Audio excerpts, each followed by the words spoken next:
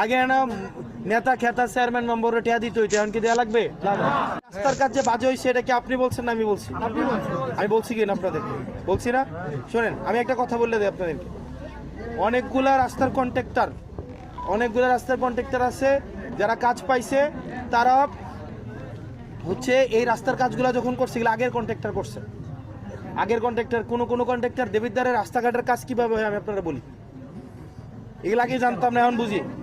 ধরেন দেবিদ্বারের লাইসেন্স হচ্ছে টোটাল 4-5 জনের কাছে, শোনেন টোটাল 4-5 জনের কাছে। ধরেন সরকার থেকে 100 টাকা দিয়ে কিনে, 100 টাকা দিয়ে সরকার থেকে কেনার পরে সে এই কামটা করে না।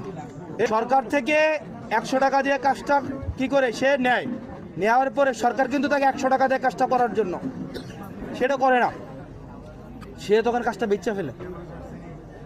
এটা বেচছে 90 টাকা আরেকজনের কাছে, তাতে আল্লাহ বইল কয় টাকা? 10 টাকা।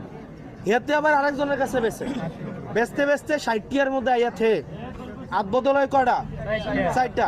সরকার কিন্তু দেয় কত? 100, কিন্তু কাম হয় কয়টা? 60 টাকা। এই 60 টাকার মধ্যে ট্যাক্স আছে, ভ্যাট আছে, এটা সেটা।